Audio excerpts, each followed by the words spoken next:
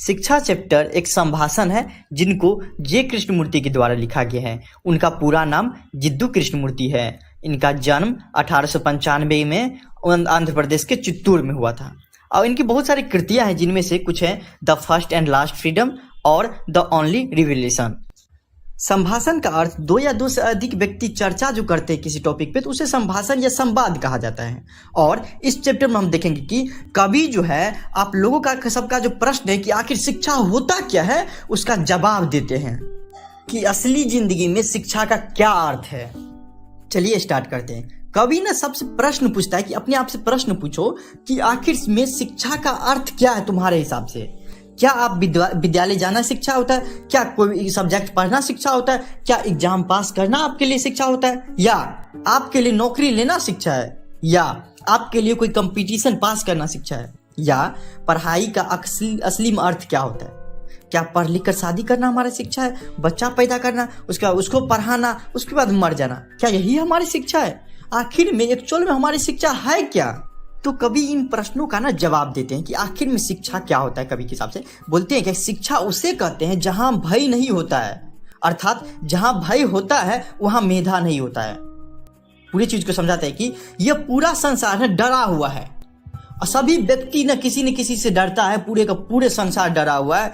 किसी को आपको एग्जाम पास करने का डर है, किसी को पढ़ने का डर है, किसी को कमाने का डर है, किसी को मरने का डर है, हाँ किसी को अमीर बनने का डर है, किसी को गरीब बनने का डर है। मतलब सब आदमी डर में जी रहे हैं। और एक चीज बता देते हैं कि जहां पे डर होता है ना वहां पे शिक्षा नहीं आ सकता।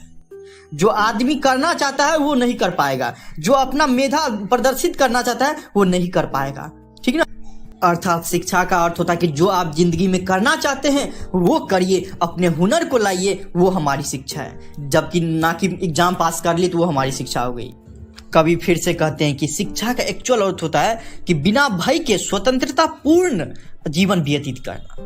अर्थात अगर आप जीवन अपना जी रहे हैं, उस जीवन में किसी भी कार्य को अपने लिए बिना स्वार्थ के लिए कर रहे हैं तो आपको डर नहीं लगेगा। चलिए इसको एक एग्जांपल समझते हैं कि अगर कोई आर्मी है, अगर उसका मकसद देश की सेवा करना होगा तो उसके अंदर डर नहीं रहेगा। लेकिन अगर उसका निजी स्वार्थ रहेगा कि थोड़ा बहुत पैसा कमा लेंगे, ठीक ना, और जैसे गोली वोली चलाने का बात आता था तो पीछे हट जाता। अर्थात उसका निजी स्वार्थ है तो बोलेगा उसके अंदर डर आएगा और यह हमारी शिक्षा नहीं होनी चाहिए।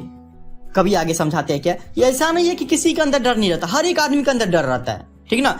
किसी को मान लीजिए कि बहुत ज्यादा इज्जत नाम चल रहा है समाज में तो उसको ये डर रहता है कि कहीं हमारा बेइज्जती ना हो जाए, बदनामी ना हो जाए। कोई आदमी गरीब रहता है तो उसको डर रहता है कि हम मर ना जाए। मतलब कि हर एक आदमी को देख रहे जिंदगी में कुछ ना कुछ डर रहता है। लेकिन जब बात शिक्षा का आएगा उस टाइम में डर नहीं रहना चाहिए। ये हमारी शिक्षा है कि डर नहीं रहना चाहिए अंदर में।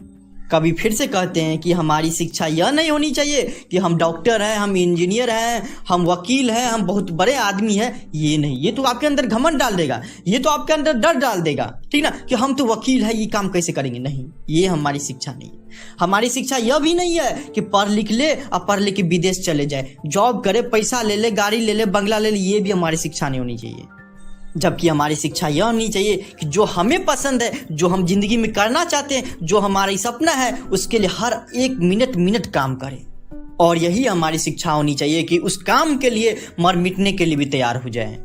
जबकि आजकल के टीचर भी सबको वही बता रहा है कि बाबू पढ़ो लिखो, अच्छा नंबर लाओ, उसके बाद अच्छा जॉब ले लो, उसके बाद तुम्हारा ड्रीम पूरा होगा और अच्छा घर ले लेना, बंगला ले लेना। और इसी तरीके से हमारी जिंदगी चलती रहेगी जैसे चल रहा है। बोलता है नहीं, ऐसा नहीं होना चाहिए। ये हमारा मृत्यु की ओर जा रहे हैं हम लोग, ना कि हमें असली शिक्षा मिली है।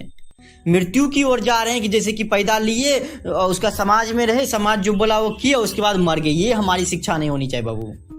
आखिरकार शिक्षा वो है जिसमें हमको डर ना लगे, किसी का भला हो मेरे रीजन से और हमारे मन को भी संतुष्टि मिले। ये हमारी शिक्षा है। ठीक ना। हमें ऐसा काम करना चाहिए जिसमें हमको बोरिंग नहीं होना चाहिए, हर मिनट उसको एंजॉय कर करके करें और जिसमें मेरा दिल बोले वो काम करें। और दूसरा साइड में कि पूरे समाज का भला हो, ऐसा काम करना चाहिए।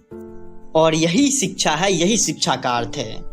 अंतिम में कभी कहते हैं कि सबको लगता होगा कि हम बहका रहे हैं समाज में जो आपको रीति रिवाज बनाया गया है कि पढ़ो लिखो, अच्छा नंबर लाओ, तो और हम उसके खिलाफ हैं। हम इसके खिलाफ नहीं है, हम सिर्फ इतना बोल रहे हैं कि सब कुछ करो लेकिन वो काम करो जिसमें आपको डर ना लगे, लेकिन वो काम करो जिसमें आपको अंदर से खुशी मिले। यह काम करो। ठीक, इसी के साथ जो है संभाषण खत्म हो जाता है।